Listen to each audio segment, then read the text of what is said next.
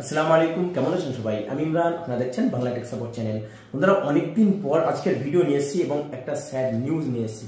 নিশ্চয়ই আপনি Paytm use করছেন। এখন 90% মানুষ কিন্তু পেটিএম ইউজ করছে। পেটিএম ব্যাংক আরবিআই এর তরফ থেকে বন্ধ করে দেওয়া হচ্ছে। পেটিএম ব্যাংক, পেটিএম ওয়ালেট দুটোই কি বন্ধ হয়ে যাচ্ছে? পেটিএম পুরো কি ইউজ করতে পারবেন না? আপনাদের মনে কোশ্চেন থাকতে পারে, অনেক জায়গায় নিউজ হয়তো শুনেছেন। সো আমি আপনাদেরকে বলে দেবো যে কি কি আপনি ইউজ করতে পারবেন।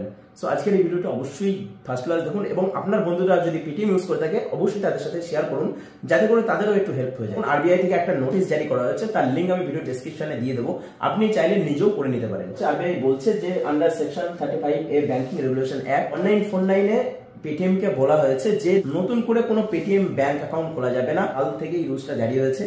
কাল থেকে পেটিএম এর কোনো নতুন অ্যাকাউন্ট হচ্ছে না। 29শে ফেব্রুয়ারির পর থেকে পেটিএম ব্যাংক অ্যাকাউন্টে আপনি টাকা ডিপোজিটও করতে পারবেন না, কোনো টাকা ক্রেডিট হবে না। আপনার যদি কোনো বিজনেস থাকে, ধরে নেন আপনার দোকান আছে, শপ আছে, আপনি কিউআর কোড রেখেছেন, পেটিএম থ্রু মানি রিসিভ করেন, ঠিক আছে, তাহলে আপনার টাকাটা পেটিএম ব্যাংকে যায়।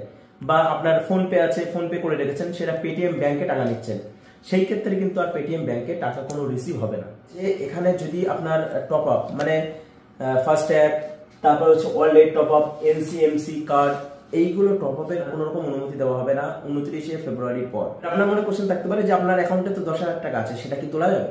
তো আমি আপনাদেরকে বলবো, আপনার অ্যাকাউন্টে যেই ব্যালেন্সটা আছে, 10,000 টাকা হোক আর 1,00,000 টাকা হোক, ওই টাকাটা যতদিন শেষ না হচ্ছে ততদিন আপনি ব্যাংক অ্যাকাউন্ট ইউজ করতে পারবেন। তবে এখানে একটা টাইম বলে দেওয়া আছে, নির্ধারিত করে দেওয়া হয়েছে, যেটি হচ্ছে মার্চের 15 তারিখ। মার্চের 15 তারিখের মধ্যে যা কিছু সেটেলমেন্ট আছে সব করে নিতে বলা হয়েছে। তারপর এখানে বলা হয়েছে যে আইএমপিএস, তারপর এইপিএস যে পেমেন্ট গুলো হয় সেইগুলো কিন্তু এখানে করা যাবে না, সেইগুলো বন্ধ হয়ে যাবে। ইউপিআইও কিন্তু এখানে বন্ধ করার কথা বলছে, ইউপিআইও কিন্তু বন্ধ হয়ে যাবে। সো তেমনটাই আরবিআই এখানে নোটিশে জারি করেছে।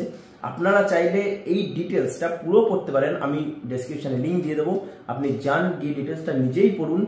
না হলে আপনি বাংলা ট্রান্সলেট করে নিন, ইংলিশে লেখা আছে, বাংলা ট্রান্সলেট করে নিন, পুরো প্রসেসটা পড়ুন।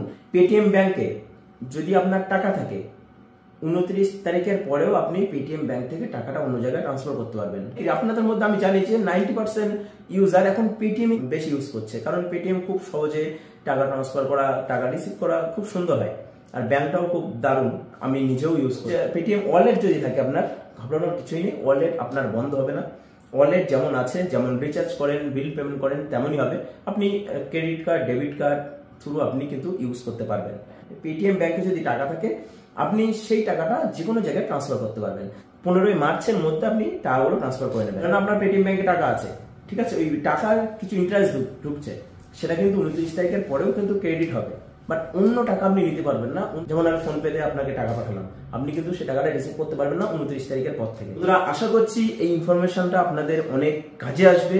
অবশ্যই এই ভিডিওটি শেয়ার করুন, জানিয়ে দিন আপনার বন্ধুদেরকে এই ভিডিওটি শেয়ার করে, এবং নতুন হয়ে থাকলে চ্যানেল সাবস্ক্রাইব করে সাথে থাকুন। তো আজকে এই ভিডিওতে এতটুকুই, আবার দেখা হবে ইনশাআল্লাহ নেক্সট ভিডিও। তো ভালো থাকবেন, সুস্থ থাকবেন এবং নিজের খেয়াল রাখবেন।